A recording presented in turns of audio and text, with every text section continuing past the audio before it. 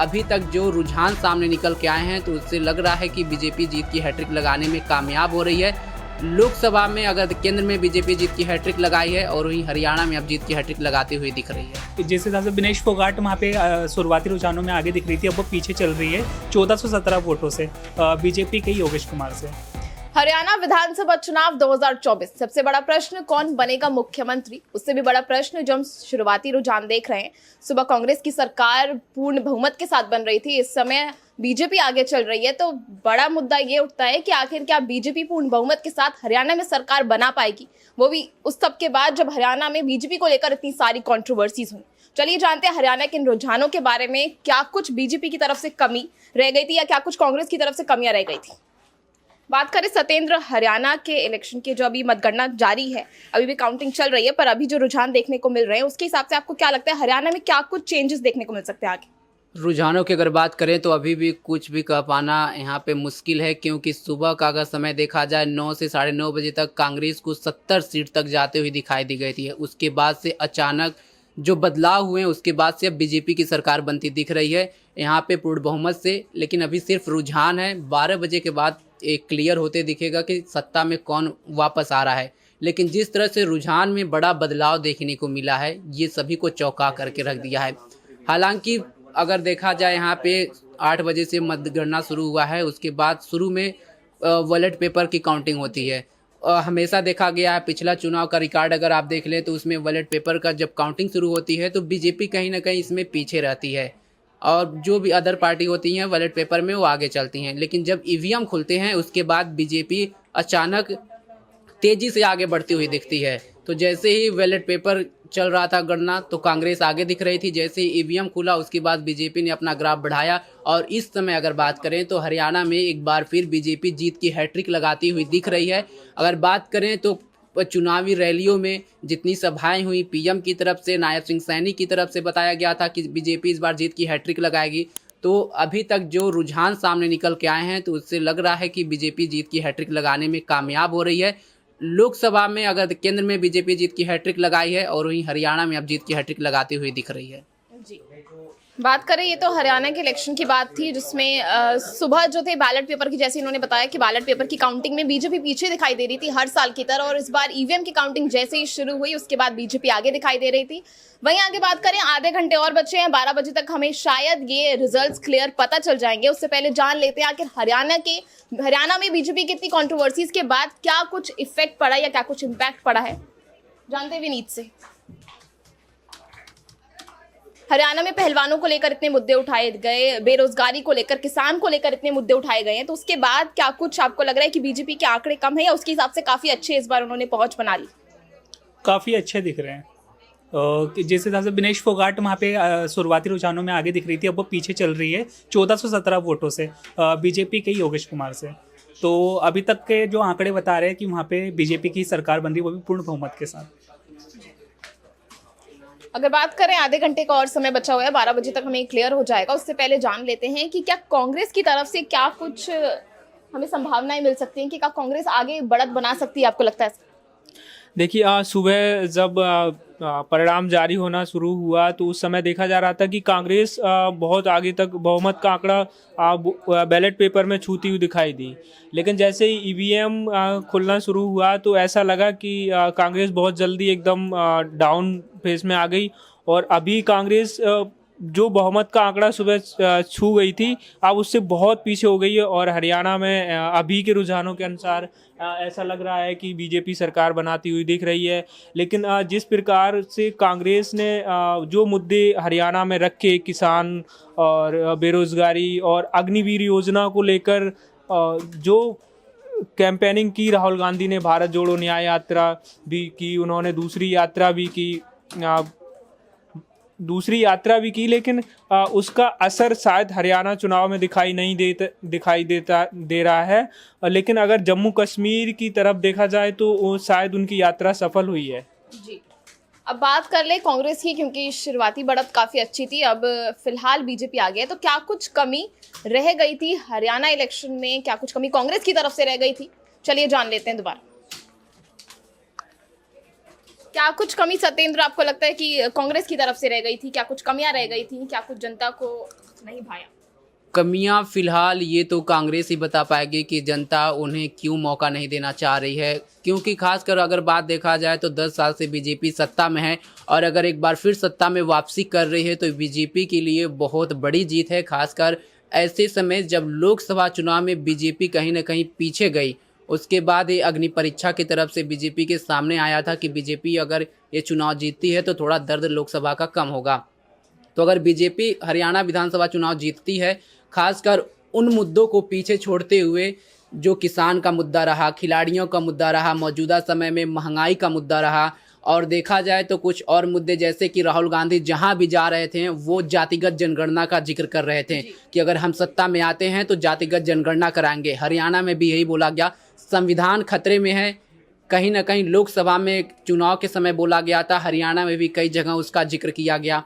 उसके बाद से ये लग रहा था कि यहाँ पे जनता कांग्रेस को सपोर्ट करेगी। सबसे बड़ा फैक्टर जो था किसान था, खिलाड़ी था और 10 साल का एंटी इनकम्बेंसी था।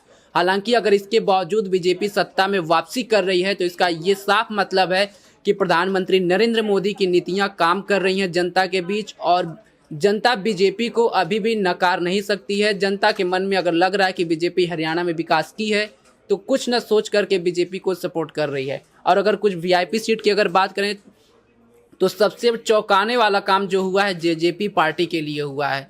यहाँ पे दुष्यंत चौटाला अपनी सीट से एकदम पीछे चले, 6ठे नंबर पे चल रहे हैं। मैं आपको इस पे दिखाता हूँ, हम इस पे आप कैमरा करो, दिखा रहा हूँ। आप यहाँ पे दुष्यंत, सबसे पहले आप यहाँ पे अम्बाला कैंट पे देखते हैं कि कौन आगे है। यहाँ पे अनिल विज जो खुद को मुख्यमंत्री का दावेदार बता रहे हैं, आज ही उन्होंने बड़ा बयान दिया है कि मुख्यमंत्री पद के दावेदार हैं। तो आप इसमें देख सकते हो कि अनिल विज को 13,611 वोट अभी मिला है, 717 वोट से पीछे चल रहे हैं। और वहीं यहाँ पे अगर बात करें तो निर्दलीय उम्मीदवार आगे चल रही हैं, यानी न कांग्रेस और न बीजेपी इस सीट पे आगे है। अम्बाला कैंट से निर्दलीय उम्मीदवार अभी भी ये आगे चल रही हैं। फिलहाल ये अभी रुझान है, आगे का रास्ता भी और क्लियर होगा।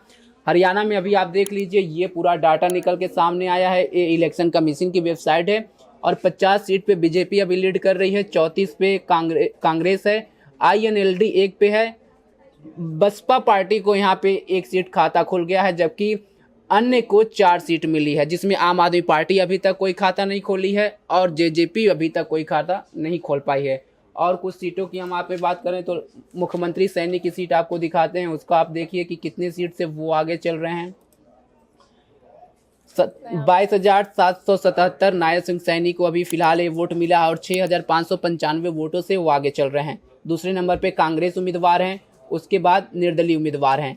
अब बात करते हैं जुलाना। सबसे जो अगर बात करें हरियाणा विधानसभा चुनाव में तो सबसे बड़ा फैक्टर साबित हो रहा था, हॉट सीट मानी जा रही थी जुलाना। किस तरह आप देखा था पिछले साल से लेके इस साल तक खिलाड़ी बहुत बड़ा प्रदर्शन दिल्ली में किए थे, जंतर मंतर में बहुत बड़ा प्रदर्शन हुआ था, जिसके बाद से विपक्षी पार्टियां उनके सपोर्ट में आई थी। और हालिया फिलहाल मामला भी आपने देखा होगा कि पेरिस ओलंपिक में किस तरह से विनेश फोगाट गोल्ड मेडल तक पहुंचने वाली थी, तभी उन्हें डिस्क्वालीफाई कर दिया गया, जिसके बाद से भी केंद्र सरकार पर ठीकरा फोड़ने की कोशिश विपक्ष की तरफ से की गई। जैसे ही वो अगस्त में पेरिस से इंडिया आती हैं, सितंबर में वो कांग्रेस ज्वाइन कर लेती हैं। ये पहले से लगाया जा रहा था कि वो कांग्रेस पार्टी में जाएंगी। उसके बाद से बजरंग पुनिया के साथ वो कांग्रेस पार्टी में जाती हैं। उसके बाद से चुनावी रैलियां करती हैं, देश की बेटी कहती हैं कि हरियाणा की जो दंगल गर्ल है अभी तक कुश्ती में लोगों को मात देती आती थी, अब हरियाणा चुनाव में विपक्षी को मात देगी। पर फिलहाल विनेश फोगाट पीछे दिखाई दे फोगाट अब फिलहाल पीछे दिखा रही हैं। मैं दिखा रहा हूँ आपको कि किस तरह से विनेश फोगाट की सीट की अगर बात करें तो अभी वो पीछे चल रही हैं। जुलाना उनका सीट है, मैं आपको दिखा रहा हूँ। वही बात विनेश फोगाट का। भारतीय जनता पार्टी के योगेश कुमार बैरागी फिलहाल अभी 26,670 वोट उनको मिले हैं और 1237 वोट से आगे चल रहे हैं, जबकि 1237 वोट से विनेश फोगाट अभी पीछे हैं। इनको महज 25,433 वोट मिले हैं। अगर ये जो रुझान है परिणाम में तब्दील होते हैं तो विनेश फोगाट के लिए ये बहुत बड़ी खतरे की घंटी है, क्योंकि ये कुश्ती छोड़ करके चुनावी मैदान में उतरी हैं, राजनीति मैदान में उतरी हैं। अगर ये चुनाव नहीं जीतती हैं तो इनके भविष्य के लिए खतरा हो सकता है, क्योंकि इनके जो ताऊ थे महावीर फोगाट उनका ये सपना था कि 2028 में होने वाले ओलंपिक चुनाव में ये फिर से कुश्ती लड़ें, लेकिन अगर ये हार जाती हैं तो विनेश फोगाट के लिए कहीं ना कहीं ये खतरे की घंटी हैं और इनका राजनीतिक कैरियर भी आने वाले समय में बर्बाद होते दिख सकता है, क्योंकि पहला चुनाव है, इतना बड़ा मूवमेंट इनका था। अगर इतने बड़े खिलाड़ियों के बीच जो बड़ा प्रोटेस्ट था उसको लेकर के अगर ये नहीं जीतती हैं तो उसके बाद से इनके लिए आने वाले राजनीतिक करियर की बात करें तो बात करें विनेश फोगाट की, आपने बात की है तो विनेश फोगाट जो है उनको पेरिस ओलंपिक में मेडल नहीं मिला, उसके बाद उन्हें डिस्क्वालीफाई कर दिया गया। उसके बाद उन्होंने कई ऐसे इल्जाम लगाए थे, बीजेपी पे निशाना साधा था कि उनको फोन नहीं आया, उनको पूछा नहीं गया, बीजेपी की तरफ से उन्हें सपोर्ट नहीं मिला। तो ये जो सिंपैथी कार्ड कहें, अगर वो विक्टिम कार्ड प्ले करने के बाद भी अगर इस इलेक्शन में नहीं जीत पाई हैं तो क्या लोगों के दिमाग में ये इफेक्ट था, इम्पैक्ट था उनको लेकर कि विनेश फोगाट को भी इस बार भी पीछे रखा गया? पेरिस ओलंपिक में जो हुआ वो खिलाड़ियों के अगर देखा जाए तो जिस तरह से इन्होंने आरोप लगाया था कि जो ओलंपिक एसोसिएशन की अध्यक्ष थी उषा, वो जाकर के इनसे मिली थी, उसके बाद चुनाव इंडिया आती हैं, कहती हैं को तो सिर्फ फ़ोटो क्लिक कराने गई थी हमारे पास।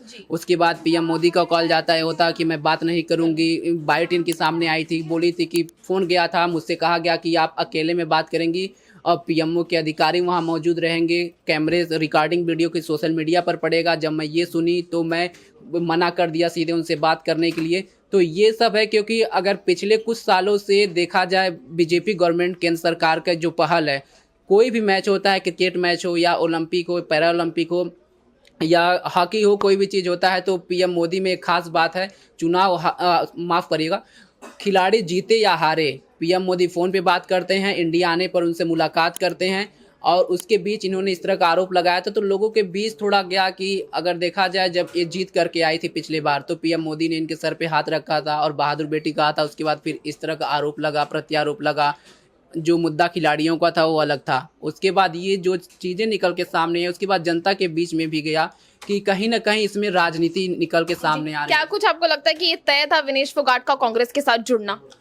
पिछले कुछ दिनों से अगर देखा जाए तो माहौल जो बन रहा था उस पर जनता भी कहीं ना कहीं लग रही थी, जो इनकी तरफ से बयान आ रहे थे, कांग्रेस की तरफ से बयान आ रहे थे कि कहीं ना कहीं और ये राजनीति का शिकार हो रही हैं, जो बीते कुछ दिनों से देखने को मिल रहा था। प्रियंका गांधी से मुलाकात, उसके बाद राहुल गांधी से मुलाकात, बजरंग पुनिया, ये जो फोगाट परिवार है, इवन बीजेपी की तरफ से जो बृजभूषण शरण सिंह थे वो तो जीजा साली का रिश्ता करार देने लगे कि ये लोग आगे चल के जाएंगे। जनवरी में बहुत बड़ा प्रोटेस्ट किया गया, ये सारा इसमें इम्पैक्ट देखने को मिला, जो अब लग रहा है कि अगर फिलहाल ये रुझान है और ज़्यादा वोटों का अंतर नहीं है, 1237 वोट का सिर्फ अंतर है। अगर इसमें कुछ बदलाव होता है तो जीत भी सकती हैं, हार भी सकती हैं, क्योंकि 1237 वोट बड़ा मार्जिन नहीं है।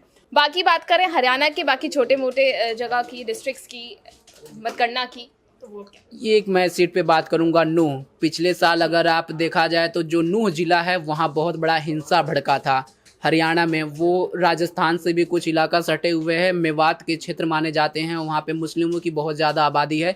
बीजेपी कभी भी वहाँ से जीत नहीं पाई है और मौजूदा समय में भी बीजेपी वहाँ से पीछे चल रही है और कांग्रेस के आफ्ताब अहमद आगे चल रहे हैं। नूह विधानसभा सीट वो आप इस पे देख सकते हो, मैं दिखा रहा हूँ, एक मिनट। और मेवात में जो इतना बड़ा दंगा हुआ था, आर्टिकल 144 मौजूदा समय में 163 हो गया, वो लगाया गया था, बहुत बड़ा वहाँ पे हुआ था, जिसके बाद से कई सारे चीज़ आए थे कि क्या नूह में फिर से बीजेपी आ पाएगी, क्या वहाँ पे सत्ता में काबिज होगी। जो दंगा हुआ था उसको भड़काने की कोशिश की गई थी, पूरे देश में काफ़ी बवाल हुआ था। 79 ये रहा नूह का क्षेत्र। ये आप देख सकते हैं कि किस तरह अभी भी कांग्रेस यहाँ पे लीड लेती हुई दिख रही है। और अगर कहना यहाँ पे कुछ क्लियर कर सकते हैं कि आप कांग्रेस ये सीट जीत रही है, क्योंकि जो वोटों की मार्जिन है वो 31,147 है। 66,125 वोट आफ्ताब अहमद को मिले हैं। दूसरे नंबर पे इंडिया नेशनल लोक दल के हैं और बीजेपी तीसरे नंबर पे है, जो कि 52,810 वोट से पीछे चल रही है। यह वो इलाका है जहाँ पे बहुत बड़ा हिंसा, यहाँ पे दंगा भड़का हुआ था। और ये मेवात का क्षेत्र है, कुछ क्षेत्र राजस्थान में आते हैं, कुछ हरियाणा में आते हैं। मुस्लिम आबादी बहुत ज़्यादा है।